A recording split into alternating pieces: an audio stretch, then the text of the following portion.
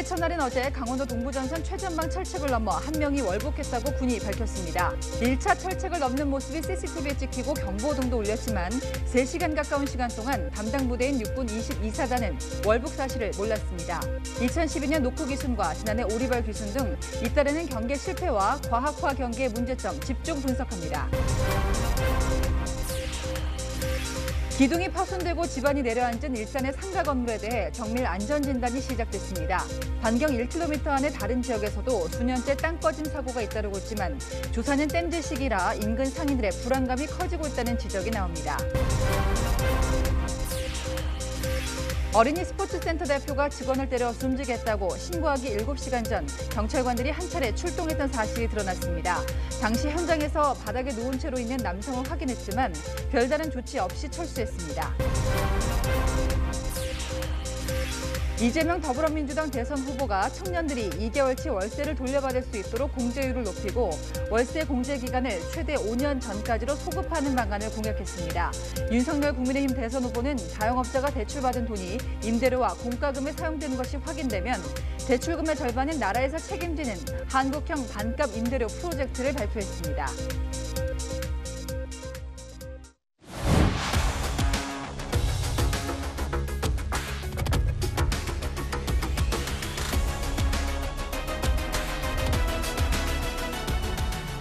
네, 시청자 여러분 안녕하십니까? 뉴스의 조수빈입니다.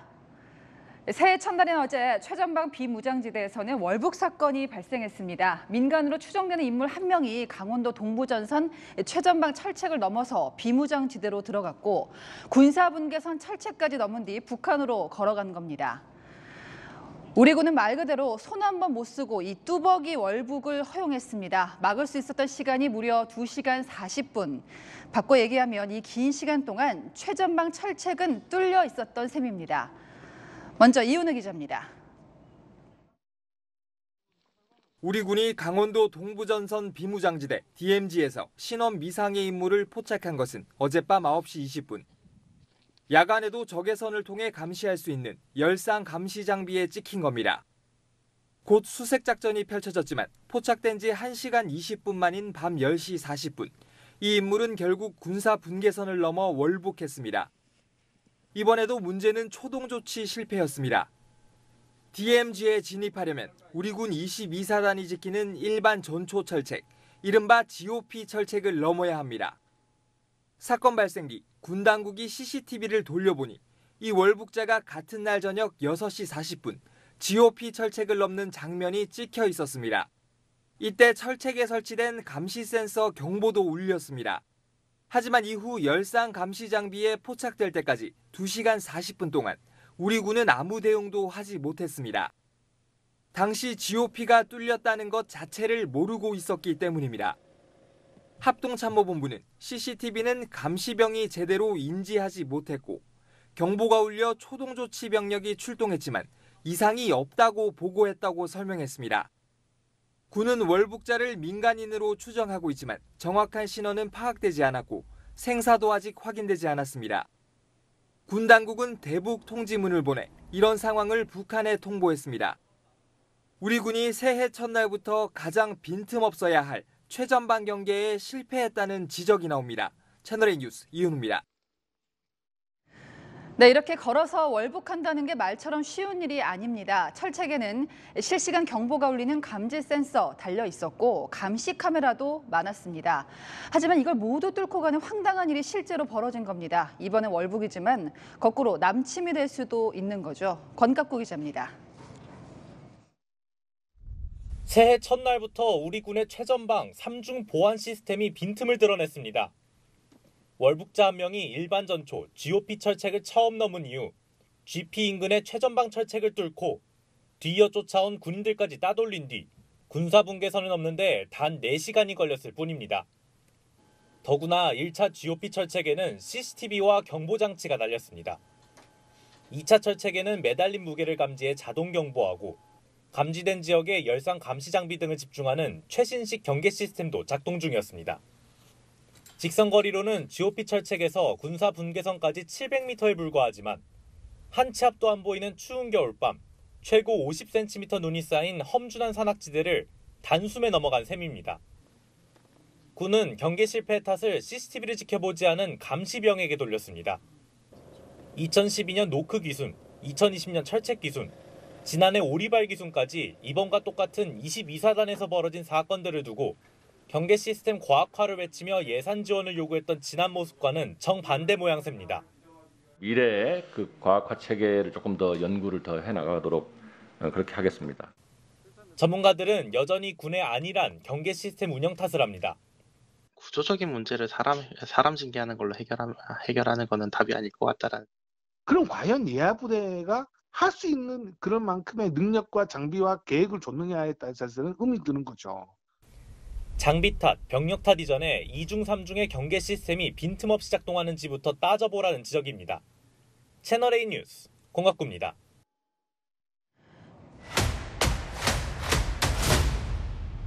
네, 외교안보 국제부의 김윤수 기자가 나왔습니다. 자, 김 기자, 먼저 논란이 있을 수가 있기 때문에 월북이 확실한 건지 이것부터 봐야 될 것 같아요. 합동참모본부는 월북으로 단정을 했습니다. 이유가 뭘까요?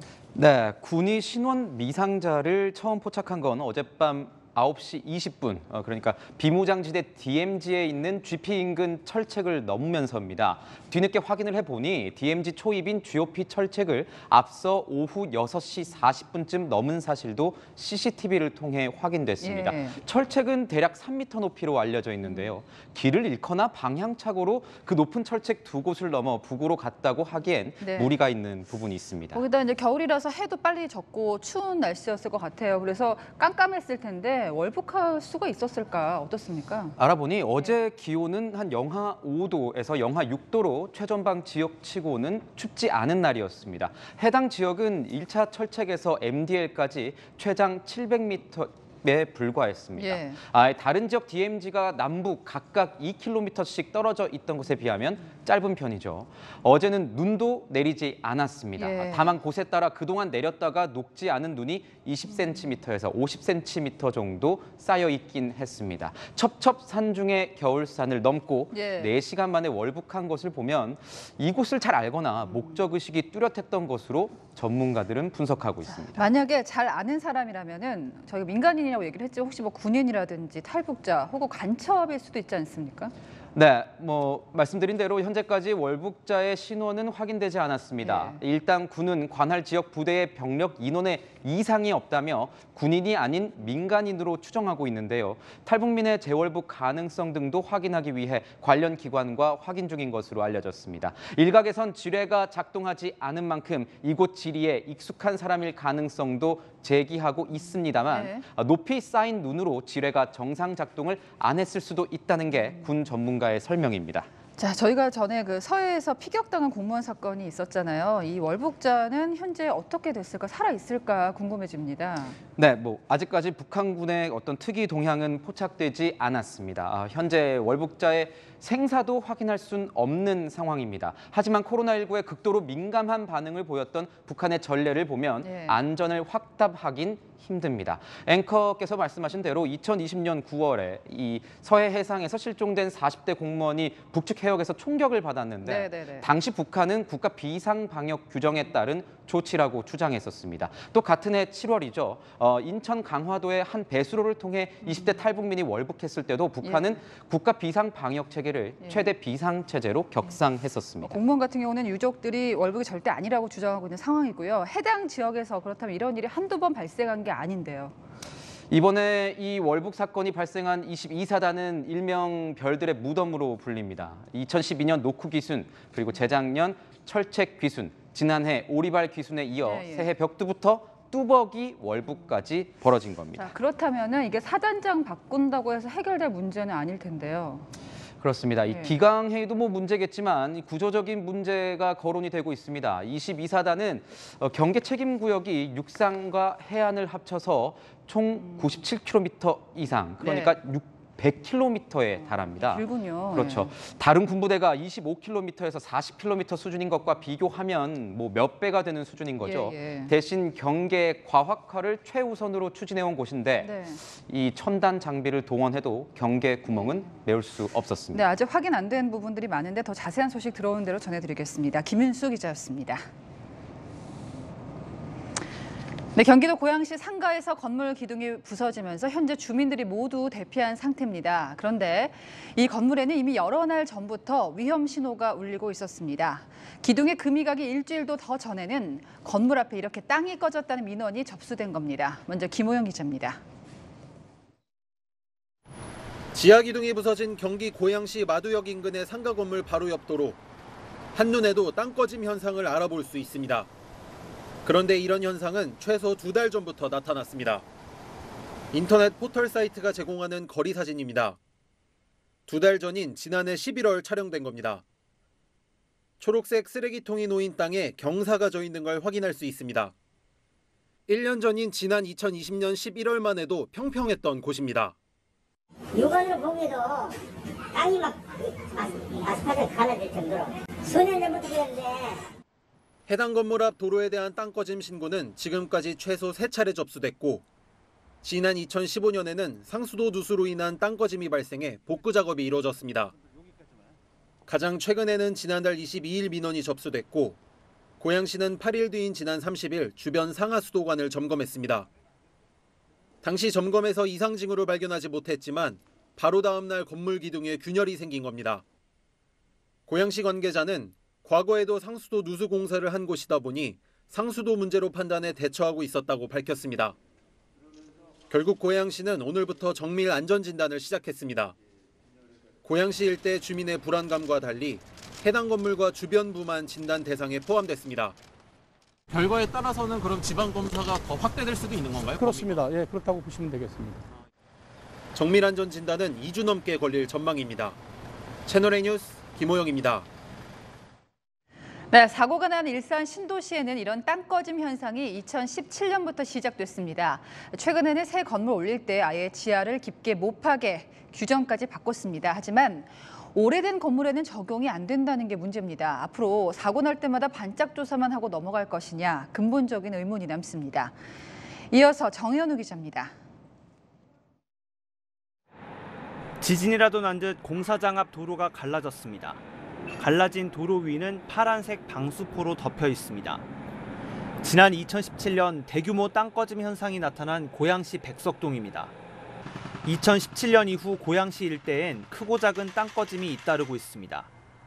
이번 사고가 난 마두역에서 직선거리 1km 떨어진 백석역 일대엔 2017년에만 4차례, 2019년에도 1차례 땅 꺼짐이 있었습니다.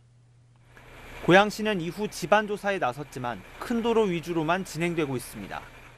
사고 났던 주민만 봤기 때문에 전체적으로 보지는 않았을 거라고 판단해요. 그 일대의 전체 지하에 어떤 영향을 줬나를 판단하기에는 사실 무리거든요. 그나마도 지난해부터 본격 시작됐고 진행률은 20%에 그치고 있습니다. 고양시는 주로 상수도관 누수에서 땅 꺼짐의 원인을 찾았지만 전문가들은 집안 전체에 대한 조사가 필요하다고 보고 있습니다. 집안에 문제 있는 거예요. 지하수가 내려가면 어떻게 되면 흙이 주저앉는다고요. 관로들이 같이 주저앉아 버려요. 이제 쉬어지니까 거기서 이제 물이 새죠. 고양시는 건물을 새로 지을 때 지하 3층 또는 10m 넘게 땅을 파려면 심의를 거치도록 지난 2020년 관련 조례를 개정했습니다. 땅 꺼짐 사고가 잇따르면서 만든 조례지만 기존 건물은 해당하지 않아 실효성엔 의문이 남습니다. 또 이번 사고 역시 건물 지하 3층에서 발생한 만큼 더 정밀한 진단과 대책이 필요하다는 목소리가 나옵니다. 채널A 뉴스 정현우입니다. 서울에 있는 어린이 스포츠센터에서 센터 직원이 숨진 채로 발견됐습니다.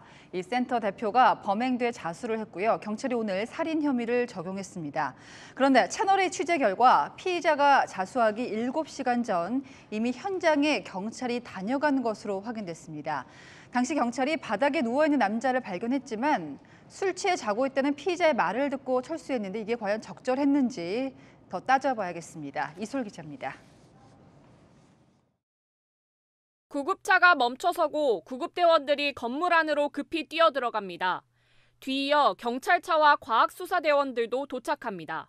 서울 서대문구 어린이 스포츠센터에서 사람을 때려 숨지게 했다는 신고가 접수된 건 지난달 31일 오전 9시쯤. 40대 센터 대표 한모 씨가 20대 남성 직원을 폭행해 숨지게 했다고 자수한 겁니다. 한 씨는 음주운전을 말리다 폭행했다고 진술한 것으로 전해졌습니다. 하지만 국립과학수사연구원의 부검 결과 피해자는 플라스틱 막대에 장기를 찔려 숨졌다는 1차 소견이 나왔습니다. 경찰은 한 씨에게 살해 의도가 있었다고 보고 혐의를 폭행치사에서 살인죄로 바꿨습니다. 살인 혐의 인정하십니까? 왜 피해자를 폭행했습니까? 그런데 취재 결과 한 씨가 자수하기 7시간 전 경찰이 현장에 한 차례 출동했던 사실이 확인됐습니다. 새벽 2시쯤 술에 취한 한 씨가 누나가 폭행을 당했다고 신고했고 경찰은 가정폭력을 의심해 출동했던 겁니다. 경찰은 당시 한 씨가 남성이 도망갔고 나중에 고소하겠다고 말해 철수했다고 밝혔습니다. 출동 당시 현장에는 센터 직원이 누워 있었지만 경찰은 술 취해 자고 있다는 피의자의 설명을 듣고 현장에서 철수한 겁니다. 경찰은 당시 센터 직원이 숨진 상태였는지 CCTV 등을 토대로 확인 중이라고 밝혔습니다. 채널A 뉴스 이소리입니다. 부산 해운대에선 콘도 바깥벽이 사람 다니는 길로 떨어졌고 경북 군위에서는 축사에서 시작한 불이 산으로 번졌습니다. 주말 사건 사고 홍진우 기자가 종합합니다. 4층 높이에 있는 콘도 외벽이 떨어져 나가 속이 훤히 드러나 보입니다. 떨어진 외벽은 인도와 화단 위로 떨어져 산산조각이 나 있습니다. 해운대에서 콘도 외벽이 떨어진 건 어제 오후 2시 반쯤. 평소 사람들의 왕래가 많은 곳이지만 사고 당시 사람이 없어 인명피해는 없습니다. 해당 콘도는 1984년 지어진 건물로 리모델링을 앞두고 있습니다. 노후한 건물이다 보니까 떨어진 것 같아요. 추가로 더 떨어질 위험은 없는 걸로. 능선을 따라 하얀 연기가 피어오릅니다. 오늘 오전 9시 반쯤 경북 군위군의 야산에서 불이 났습니다. 불은 산림 0.2헥타르를 태우고 1시간 50분 만에 꺼졌습니다. 산림당국은 인근 축사에서 난 불이 번진 것으로 보고 있습니다. 축사 쪽에서 불이 나가지고 바람에 쭉 타고 이렇게 불이 산으로 올라가는 그런 경우들이 많이 있거든요. 지하 주차장이 까맣게 그을렸고 차량들은 불에 타 형태만 남았습니다. 어제 저녁 7시 20분쯤 충북 청주 아파트 지하 주차장 불로 차량 2대가 전소됐습니다. 인명피해는 없었지만 주민 80명이 긴급 대피하는 등 불편을 겪었습니다. 소방은 차량에서 불이 시작된 것으로 보고 정확한 화재 원인을 조사 중입니다. 채널A 뉴스 홍진우입니다. 정치권으로 갑니다. 기세를 탄 이재명 민주당 후보는 서울에서 청년들을 만났습니다. 월세로 1년치를 내면 그중 2달치는 돌려받게 하겠다, 이런 공약을 내놨습니다. 최성 기자입니다. 이재명 더불어민주당 대선 후보가 민주당 청년 선대위가 만든 청년 소통 공간을 찾았습니다. 유리 벽면에는 기회 넘치는 행복한 나라, 청년과 함께 만들자는 글귀도 직접 적었습니다. 직접 청년들의 목소리도 들었습니다. 가장 많이 들은 말이 무엇인지 아시나요? 어차피 세상은 변하지 않는다. 그들은 우리의 목소리에 집중하지 않는다였습니다. 이 후보는 끊임없이 듣겠다고 약속했습니다. 우리 사회에서 생애 주기별로 보면 가장 어려운 상황에 처한 게 청년 세대가 됐어요. 그 안에서 우리가 해결할 수 있는 것들이 뭔지를 찾아봐야 되고요. 청년층을 겨냥한 월세 공제 확대 정책도 내놨습니다. 현재 시행 중인 월세 공제를 최대 5년 전 것까지 소급해 받도록 하고 연 월세의 공제율을 15에서 17%까지 올려 적어도 2달치 월세 최대 127만 원을 되돌려 받도록 하겠다는 내용입니다. 종합부동산세 일부 완화, 공시가격제 전면 재검토, 실수요자 취득세 완화에 이은 4번째 부동산 세제 공약입니다. 이 후보는 앞서 부산 스마트시티를 찾아서도 일자리 확대를 강조했습니다. 우리나라 전역으로 또 전 세계로 넓혀지면서 일자리도 많이 만들고 또 새로운 산업으로 자리 잡기를 기대합니다. 선거 자금 펀딩에는 블록체인 기술을 활용해 디지털 콘텐츠에 고유 인식값을 부여하는 대체 불가 토큰 NFT를 접목하기로 했습니다. 펀딩에 참여한 사람들에게 NFT를 발행하는 건데 선대위는 2030 세대의 참여를 끌어올릴 것으로 기대하고 있습니다. 채널A 뉴스 최선입니다. 네, 국민의힘 윤석열 후보 보겠습니다. 나부터 바뀌겠다 선언한 대로 전열을 가다듬는 분위기입니다. 김종인 위원장은 앞으로 윤 후보가 내는 메시지 직접 관리하겠다고 밝혔고 새해 첫 공약도 내놨습니다. 코로나로 피해본 소상공인 임대료 절반을 지원하는 방안입니다. 이다혜 기자입니다. 윤석열 국민의힘 대선 후보가 정부 방역 정책으로 어려움을 호소하는 소상공인들을 만났습니다. 이 자리에서 윤 후보는 소상공인들을 위한 한국형 반값 임대료를 약속했습니다. 정부 보증으로 먼저 대출을 해준 뒤 임대료와 공과금을 대출 상환 금액에서 50%를 제외해주는 한국형 대출 감면 프로그램 도입을 실시할 것입니다. 임대료나 공과금 명목으로 쓴 대출금에 한해서 절반은 정부가 대신 갚고 나머지 절반은 5년 동안 저금리로 분할 상환할 수 있게 해주는 겁니다. 최대 50조 원의 재정을 투입해 소상공인 200만 명에게 1인당 최대 5천만 원까지 지원할 수 있다는 설명입니다. 윤 후보는 빅데이터를 기반으로 국민들이 맞춤형 서비스를 제공받을 수 있는 디지털 플랫폼 정부 공약도 발표했습니다. 코로나 대응을 할 때도 디지털 플랫폼을 활용해 각 부처가 축적한 데이터와 전문가 의견을 취합해 분석하면 정교한 방역 대책 수립이 가능하다는 겁니다. 디지털 플랫폼 정부가 들어서게 되면 감염병 대응도 훨씬 과학적이고 정교하게 될 것입니다. 공약 발표에 배석한 김종인 총괄선대위원장은 가장 중요한 공약이라고 힘을 실었습니다. 또 후보의 메시지와 연설문을 직접 관리하려고 한다며 1월에는 이재명 후보와 다시 정상적인 경쟁 관계로 돌아온다고 확신한다고 강조했습니다. 채널A 뉴스 이다혜입니다. 네, 어찌된 일인지 대선이 다가올수록 판세는 더 예측 불허로 치닫고 있습니다. 여러 요인이 있겠습니다만은 안철수 국민의당 후보 상승세가 변수가 된 면이 있습니다. 안 후보도 갈 곳 잃은 표심을 빨아들이는 데 집중하고 있습니다. 또 심상정 정의당 후보도 있죠. 모두가 2030을 얘기할 때 아예 더 어린 10대를 공략했습니다. 조영민 기자입니다. 안철수 국민의당 대선 후보는 새시대 맏형론을 들고 나왔습니다. 산업화와 민주화 세력 모두 새시대로 가는데 발목을 잡는다며 거대 양당 후보가 아닌 자신을 어필한 겁니다. 문재인 대통령이 구시대의 막내가 되게 해야 합니다. 그래서 다음 대통령은 새시대의 맏형으로 새로운 시대를 열어가야 합니다. 저는 그래서 이번 대선에 출마한 것입니다. 이재명, 윤석열 후보로부터 마음이 떠난 이탈층 끌어들이기에도 공을 들였습니다. 민주당 지지자분들 중에서도 이재명 후보에 대해서 실망한 사람들이 굉장히 많습니다.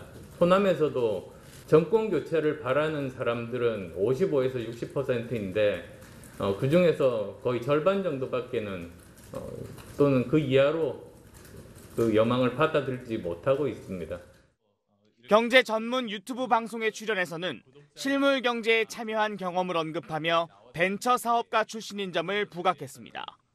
전 후보들 중에서 회사 만들고 돈 벌어보고 직원 월급 줘본 사람은 저밖에 없지 않습니까? 같은 방송에 출연한 심상정 정의당 대선 후보는 코로나 지원 등 꼭 필요한 데에는 돈을 써야 한다며 증세와 확장 재정 정책을 강조했습니다. 또 각 후보들이 주요 타겟으로 공략 중인 2030보다 더 어린 10대 유권자 공략에 나섰습니다. 청년 이야기 하는데 청년의 요즘의 삶이 청소년부터 이어져 온 삶이잖아요. 그죠? 그렇기 때문에 저는 감히 여러분 앞에 대한민국 청소년 대통령이 되겠다. 여러분 받아주시겠습니까? 심 후보는 대통령이 되면 청소년 정책을 전담할 아동 청소년부를 신설하겠다고 했습니다. 채널A 뉴스 조영민입니다.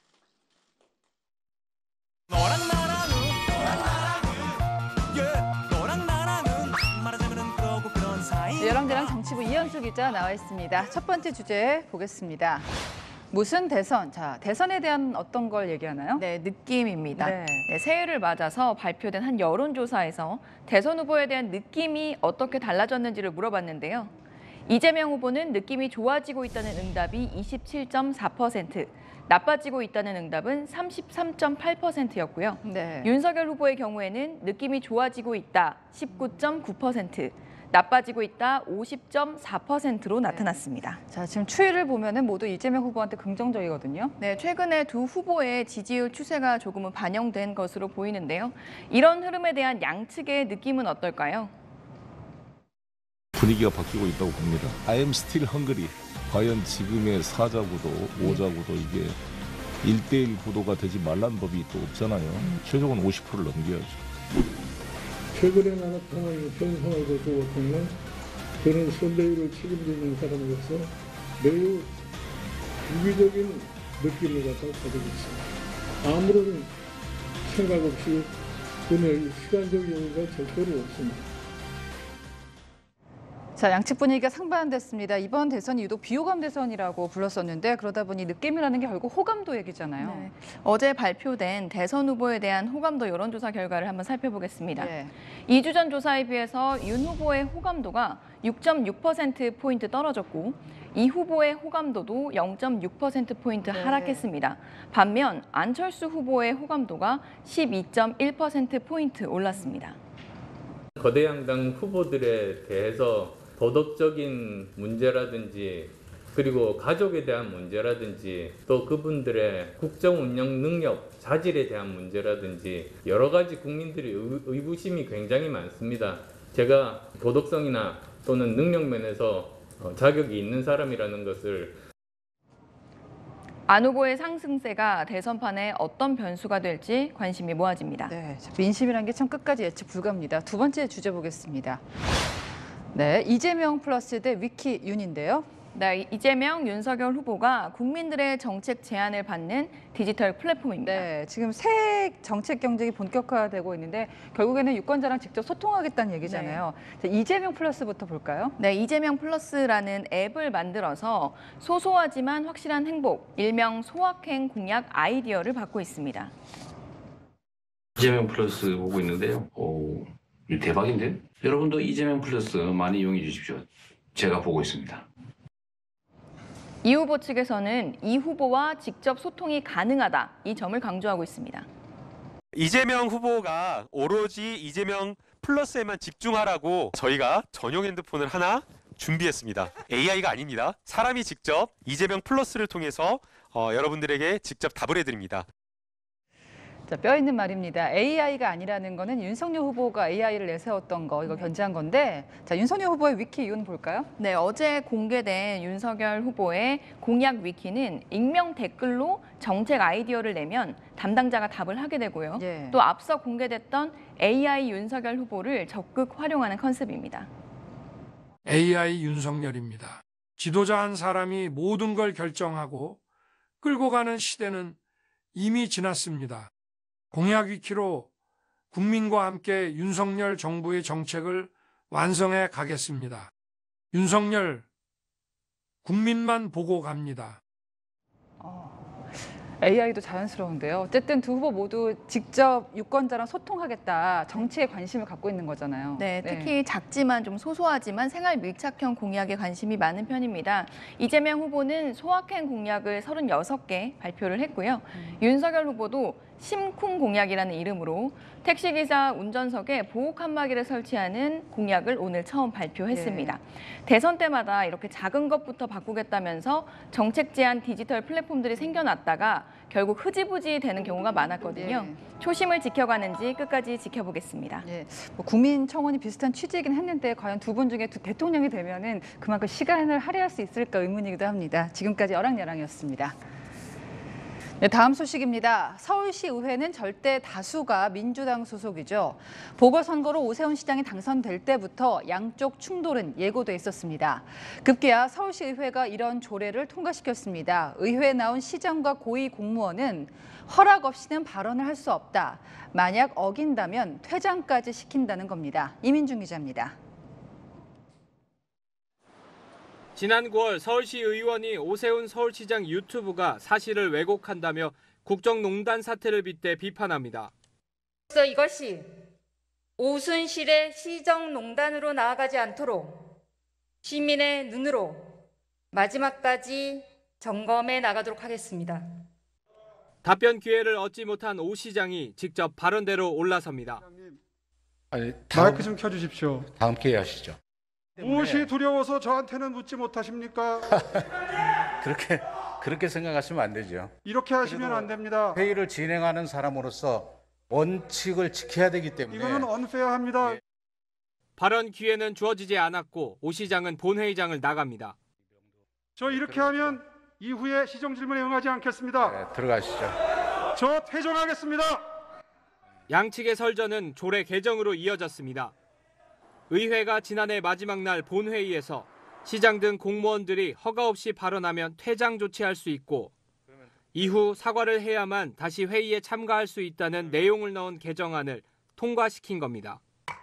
현재 조례에는 의회 회의장 질서를 준수해야 될 의무가 의원하고 방청객한테만 있습니다.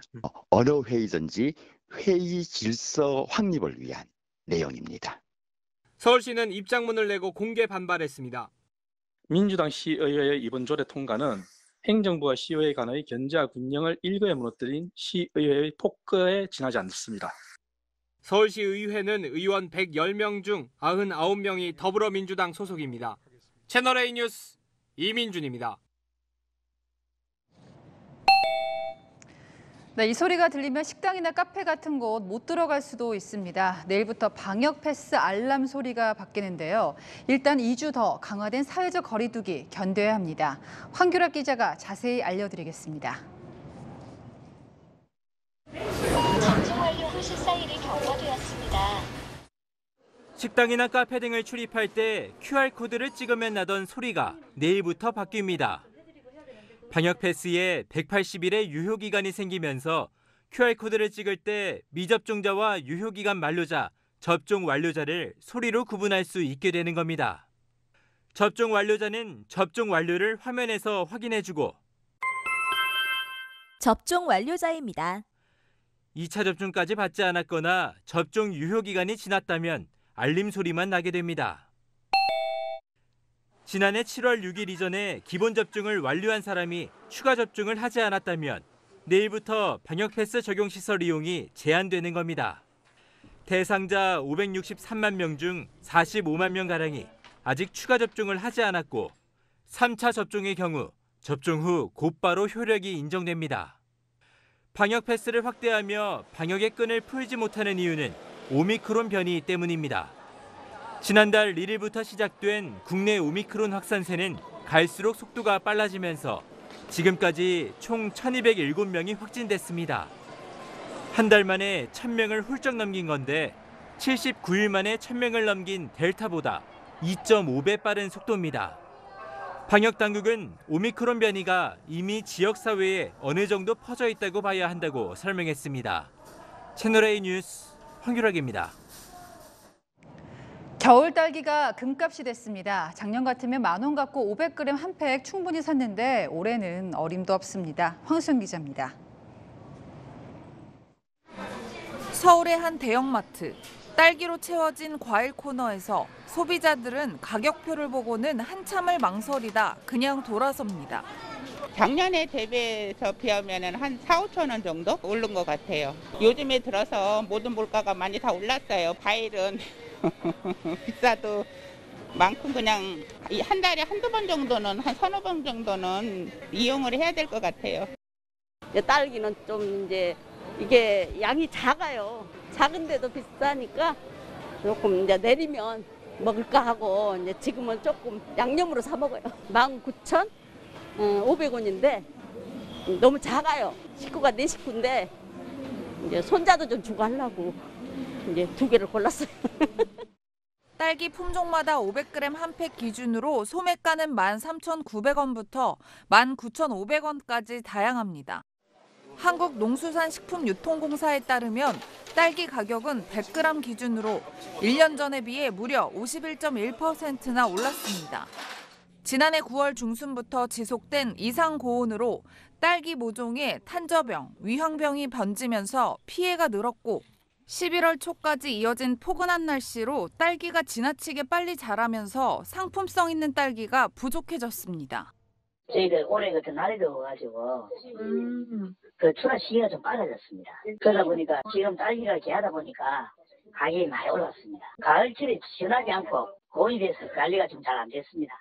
농가에서는 다음 달 중순쯤 딸기 공급이 정상화될 것으로 전망했지만 설 명절용 소비가 늘면서 딸기 가격은 당분간 높은 수준을 이어갈 것으로 보입니다. 채널A 뉴스 황수연입니다.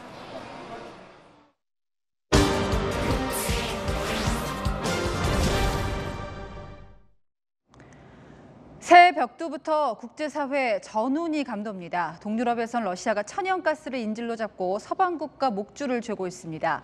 당장 우리에게도 불똥이 튈 수 있는데요. 특히 우크라이나가 강대국 틈에서 화약고가 된 과정이 눈에 띕니다. 가뜩이나 벼랑 끝에 섰던 국가 운명을 정치인들이 떠민 꼴이 됐는데 우리도 대선이 코앞이죠. 새겨볼 대목이 많습니다. 세계를 보다 박수유 기자입니다. 고비는 러시아가 우크라이나 국경 북쪽과 동쪽에 경력 17만 5천 명을 배치하는 이번 달입니다. 푸틴 러시아 대통령은 리틀 브라더쯤으로 인식하고 있는 우크라이나의 나토 가입을 강력하게 반대합니다. Рядом с границами Соединенных Штатов. Нет. Это же Соединенные Штаты своими ракетами пришли к нашему дому. На пороге нашего дома находятся уже. Ну разве это какая-то 2014년 우크라이나 크림반도를 지키지 못하고 러시아에 내줬던 미국은 이번엔 군사 대응을 대놓고 경고합니다. He told President Putin directly that if Russia further invades Ukraine, the United States and our European allies would respond with strong economic measures. 지난달 양국 정상이 화상과 전화로 두 차례 담판을 벌였지만 접점을 찾지 못했습니다. 이런 와중에 러시아는 벨라루스와 폴란드를 거쳐 독일로 연결되는 유럽 가스관을 폐쇄했습니다. 지난해 초 메가와트 시당 17유로, 한화 2만 원대이던 천연가스 가격이 최근 미국 LNG선 파견 직전까지 10배가 넘는 180유로, 한화 24만 원 선까지 치솟았습니다. 신냉정 구도는 한반도 정세에도 달갑지 않습니다. 미국과 중국, 러시아 간 대치선이 명확해질수록 북핵 등 한반도 문제 해결을 위한 미중러 간 협조가 쉽지 않을 것이라는 우려가 나옵니다. 우크라이나 등에 진출하는 한국 기업이 늘어나는 상황에서 우발적 충돌이 한국 경제에도 악영향을 미칠 수 있습니다. 냉전 시대처럼 한미일 대 북중러 대립 구도를 재현시켜 북한 핵 문제를 포함한 한반도 정세의 안정과 한국의 북방 국가들과의 경협에 매우 부정적으로 작용할 것으로 전망됩니다. 전운이 휘감고 있지만 정작 방어선을 지켜야 할 우크라이나 핵심 요직은 비전문가들로 채워져 불안 요소가 되고 있습니다. 드라마에서 대통령 역을 맡은 코미디언 출신 젤렌스키가 2019년 실제 대권을 잡은 뒤 측근인 코미디언과 연출가, 극작가들로 강요를 구성한 겁니다. 국가안보보좌관과 국가정보국의 수장은 젤렌스키와 오랫동안 일해본 시나리오 작가와 PD가 맡았습니다.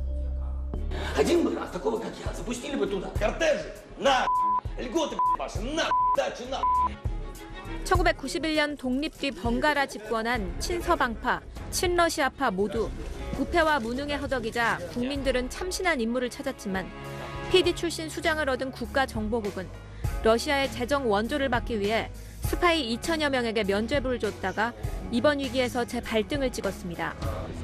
정부의 안보 무능을 우려한 시민들은 민방위 훈련에 자발적으로 참가해 직접 총을 들고 있습니다.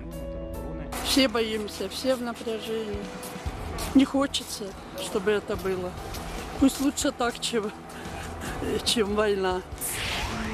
작은 불씨가 화약고로 옮겨붙지 않을지 국제사회의 우려 섞인 시선이 우크라이나로 향하고 있습니다.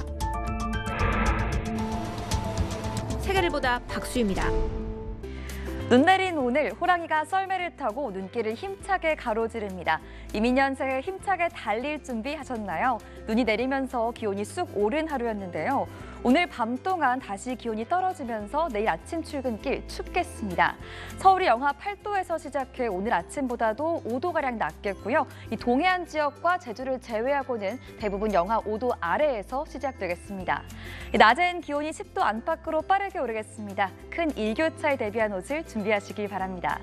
내일도 대기는 건조하겠고요. 충북과 대구는 오전에 미세먼지 농도가 높을 것으로 예상됩니다. 내일 반짝 추위가 지나면 기온은 조금씩 오를 전망입니다. 날씨였습니다. 네, 저는 다음 주말에 뵙겠습니다. 시청해주신 여러분 고맙습니다.